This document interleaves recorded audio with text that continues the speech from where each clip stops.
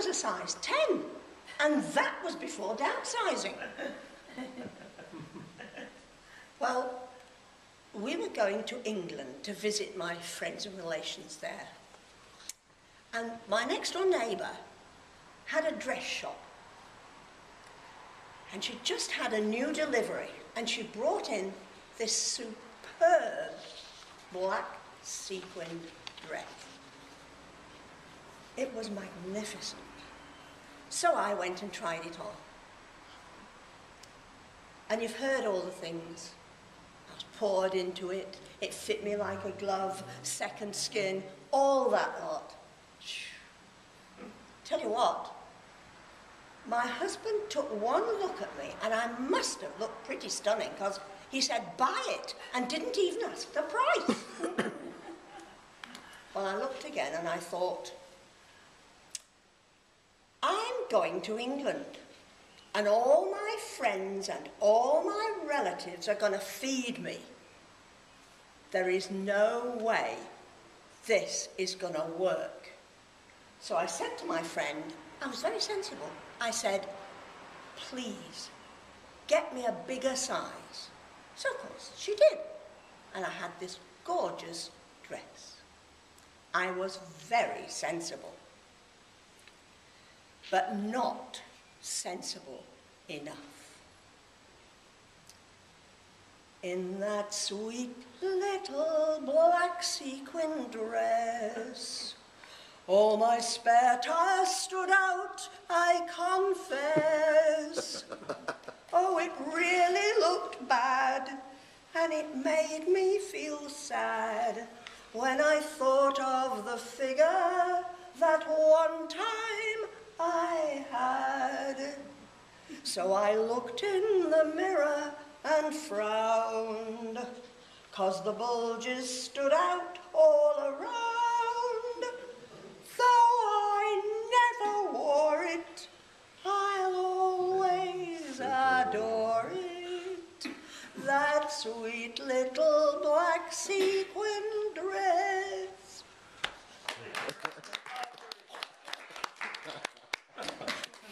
Lovely.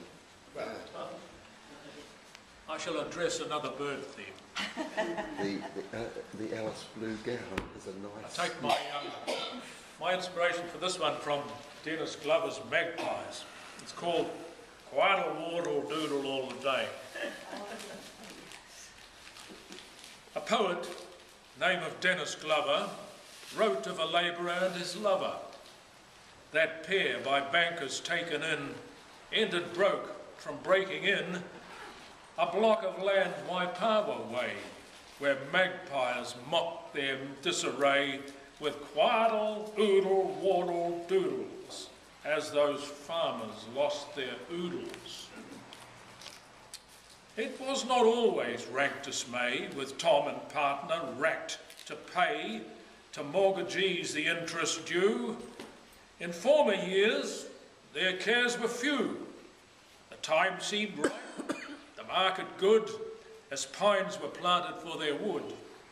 To quaddle, waddle, idle, doodle, in their quarters they canoodle. But farmers often do depend on largesse that cartels will lend, a practice shrewd in prosperous times, when dollars rule the roost, not dimes. Yet market forces are pernicious, aftershocks appalling, vicious. To quaddle, waddle, idle, doodle, Tom went balmy in the noodle.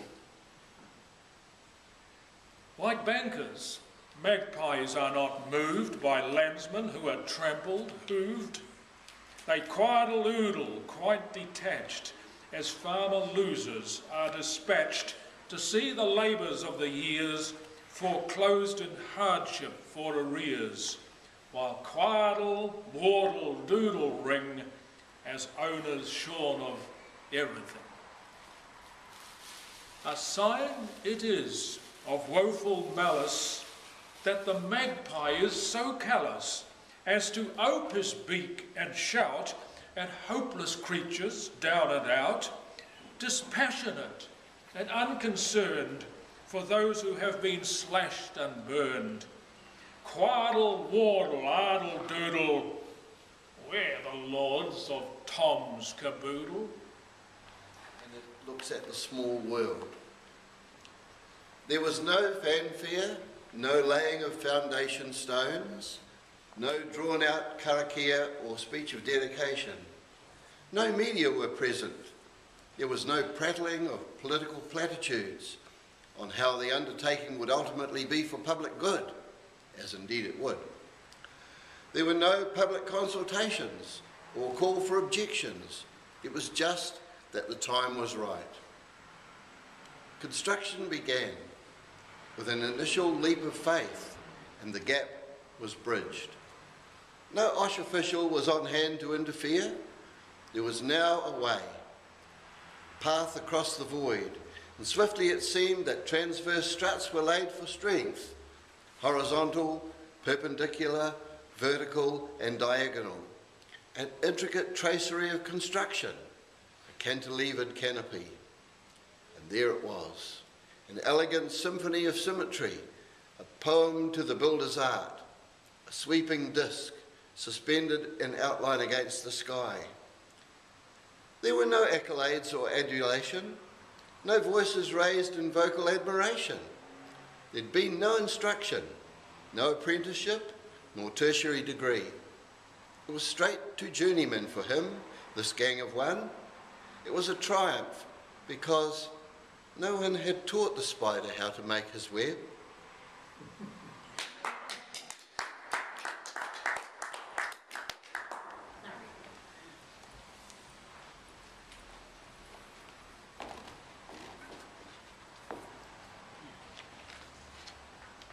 This one is called Apple Tree. She climbed apple trees, inhaled the scent of blossom, listened to the soothing hum of pollen-dusted bees.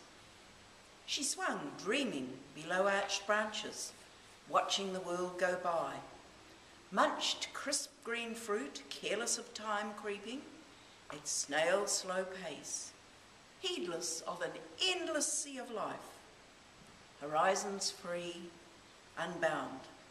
She danced on light bare feet under apple boughs, sprawled in stippled shade, lay there with her bow, watched cirrus clouds drift in azure sky. When the world was young, time pirouetted and sang. She wore blossoms entwined in her hair. Stars shone for all to see in the blue of her eyes as she read her love beneath wide-spreading branches. Snowflowers drifting down to bless, kiss soft her gown of cobwebbed lace, caress love-radiant dreaming face.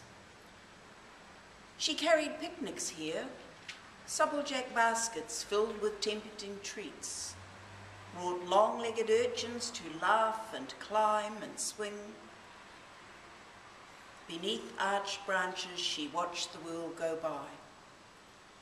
Apple tree now gnarled and bent, many long cold winters spent leaning on the wind. Moss encroached with coddled fruit, its seasons come and gone. Echoing tree's shadow, twisted, withered, sear, she stretches up her claw-curled hand to touch a bearded bough. A child laughs, kicking wild feet, as she swings to and fro to see one so old, dry, shriveled like an autumn leaf in depth of winter. Old ones can't dream in apple trees. Careless she leaps to tumble in the grass, roll down the hill in joyful exuberance. As did I, the old lady nods, as time gallops impala swift to the finish line. Finite, close, as did I.